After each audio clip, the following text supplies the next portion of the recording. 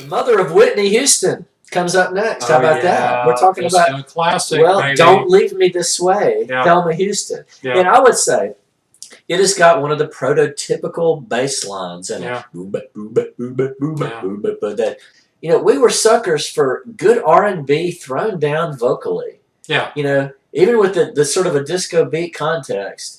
I mean, she was throwing down on that Well, song. no, to be honest, we didn't really even have any problem with the disco beat at that time. It would be 1979 before we got really annoyed at the sameness of it because it wasn't samey in the earlier years.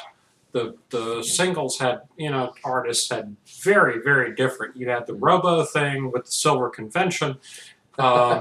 And then you had just enormously inventive versions of it. Think of Knock on Wood or Ring My Bell, which was a total just one-off. She's not talking about a bell. Yeah, she's not talking about a bell. It's not really about a bell. Right. That was great pop. If you want to argue with it, don't talk to us. We're probably going to disagree on this next one, and that's okay. After this, for another week, we've got Southern Nights by Glenn Campbell. Now, this was his second #1, following up on Rhinestone Cowboy, which I think we both kind of liked. Comeback. Yes, we did. There's a dark underbelly to Rhinestone Cowboy. Yeah. If you listen closely. Yeah. But this one, it's not a Bar-for-Manic song for me, but it's just kind of like, song doesn't do anything for me. This guy sitting over here, he's written an essay. He was talking in the essay, I believe, I can't remember the title of it, but you were talking about you're going to think he's watching Lawrence Welk. Yeah, this is what us weird people do. It's on at 6 o'clock on your local PBS station on Saturday night, and it will blow your mind. And it was the way, in the essay, he was talking about the treatment of musically, but just this strange, absolutely scrubbed free of rough edges nostalgia. And I'm afraid this is what happens with me, and happened with me then. In other words, I didn't care for this song then, and I still don't care to like it. God knows I dig a lot of Glenn Campbell. And even though Alan Toussaint was the writer. Yeah. It's great just, New Orleans to me, musician, it was in the way that Leo Sayers, you feel like dancing. It was a piece of jauntiness that seemed artificial and kind of fakey to me. About all those Southern nights, that it just never got off the ground for me. It just didn't do it for me. Yeah, this is really fine distinction, right? The Doobie Brothers were from California. We talked about Blackwater last time. To us at the time, that felt like real New Orleans, but it's just a half inch over, and then you're into some kind of pastiche parody, something that just doesn't feel real to you. Do you know the only good thing at all about the second Blues Brothers movie was the very end when it was the montage of New Orleans? Oh, I hated that. You hated it? I've watched it one time. I cannot make myself watch that movie again. The music segments are the only things worth seeing, so just skip forward to those. And Southern Nights just Ernie K. No. Nice attempt, but I'm sorry, it just didn't make it for me. It was on a roll. And God, I know he's not gone yet, but no, I know. All our apologies to Glenn. Oh man, the Wrecking Crew. He's played on more stuff than you can even imagine. Yeah. Now, the next one we talked. It talked about sort of New Kid in Town was sort of the last of a certain type, and this next song definitely was the one that propelled them into album rock territory. Okay, it's like we're talking about the title track of the album. It's Hotel California by the Eagles. How can anybody not be sick of that song, man? And you can turn on any terrestrial classic rock station, and no day will go by without that song playing twice or three times. Yeah. I'm not saying anybody should hate the song. I'm just saying, why does anybody want to hear it again? My favorite thing, one of the things I still like, the jacket. When you open up the LP jacket, that photograph that's taken of the crowd, it's like Barton Fink with The Shining. It's creepy as hell. I still love that photo. Had a reggae beat. It did have a reggae beat. Yeah. No. So. I mean, okay, so you got a point to make there? Okay. When I got my love of this girl duo combo from Austria called the Mona Lisa Twins. I love the Mona Lisa Twins. They're like ABBA. They're coming for world domination. I love them. Anyway, they tried to do a cover of Hotel California. Yeah. And I remember your comment was, I mean, they did lots of great covers, but I know you commented that's the one that just fell flat. Yeah. Because who covers the Eagles and does an interesting, good cover of any Eagles song? It's very hard.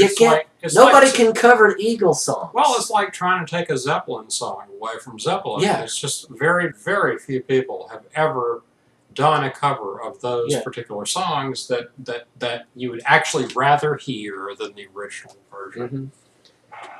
Yeah. By the original artist. Okay. The next song. He had a #1 hit just earlier this year that we both didn't like. And he claims that I like this song, and I swear to God I didn't like it then, and I still don't like it, okay? It's When I Need You by Leo Sayer. Let's pull out the album again. Yeah. His second #1 song, is it off the same album? This is off the same. Holy crap. Leo Sayer, two #1s. Cover this time. Okay, the back cover of Endless Flight was the name of the album. Yeah, because he's flying endlessly over. It's going to be interesting if the people that we really don't like, we actually increase their album sales. No, I would be totally happy for 1,000 people to buy some Leo Sayer because he probably needs the money now. I bought the album because you guys said it sucked, so I knew it had to be good. Check it out. It's a sweet song. Sweet? Well, Hallmark cards are sweet. Yes, they are, but you have to admit it doesn't have the problems that you make me feel like dancing at. It doesn't? Okay. No, it doesn't. It doesn't. It just is what it is. It's got that wonderful 70s kind of keyboard sound on it. Called out.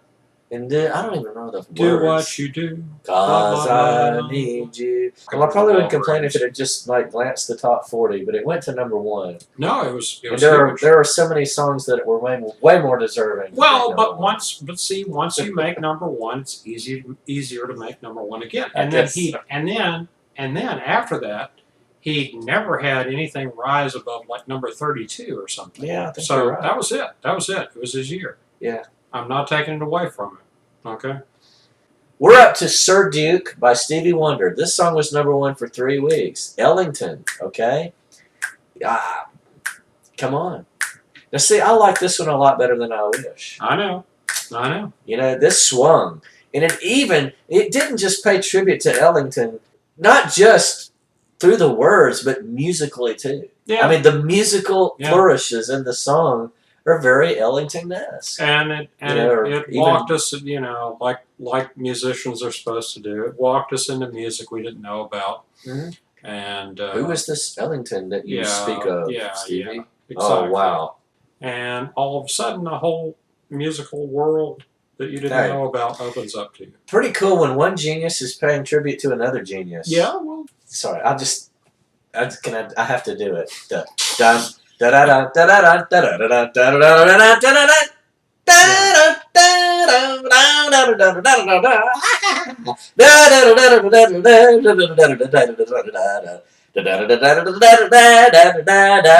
da. Yeah. This next guy's gonna. Well, maybe he was a genius in his own way. We might both argue that he was, but I don't know. But anyway, this was another one of, this is like his third or fourth #1 song. I'm talking about I'm Your Boogeyman by KC and the Sunshine Band. Da da da da da da da da da. Yeah. Yeah. So no, that was very solid, KC. He was keeping it up. You got to remember, the Miami TK record sound. What a sound!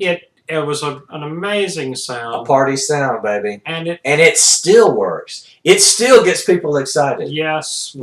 Anyone who saw the 4th of July thing where they let them do 10 minutes on PBS. Yeah, resistance is futile. Yeah, it really is. And this is in the second year of his doing this stuff, right? Yeah. The template for the sound did Yeah. not change a lot. You had your polyrhythms, you had your keyboards, you had your horns doing their awesome thing. Mm-hmm. And then you had just his little weird, wimpy, white guy voice exhorting you to get out on the dance floor and shake your thing. And that's all you needed. Check out some of the old Soul Train clips and, Oh, yeah. and Midnight Special clips. Yeah. Of that horn section. That horn section was having fun. They just tore it up. I mean, Yeah. a year later, what was it? Not Yeah. even a year later. Not a year. The movie Halloween came out. One of my favorite horror movies of all time. Mm-hmm. Remember towards the end, they think, and Jamie Lee Curtis says, "Was that the boogeyman?" Donald Pleasant saying, "As a matter of fact, I think it was." Something like that. I'm your boogeyman. So horror monster, Not the Metallica in the closet, whatever. Scary thing, but your boogeyman, the man who's going to make you want to get up and boogie. Like that was the second Silver Convention #1 hit, right? Yeah. Get up how and many? boogie. Wait, the other footnote about KC is that the Boogie Shoes, which was a much less intense boogie workout than I'm Your Boogeyman, ended up being the one KC song that they stuck on the Saturday Night Fever. And the one song that Casey sung used in Boogie Nights. Yeah, so grab a best of and knock yourself out. Okay, now we're really going to shift gears here, and let's see, maybe we should break. Tough Cat Productions.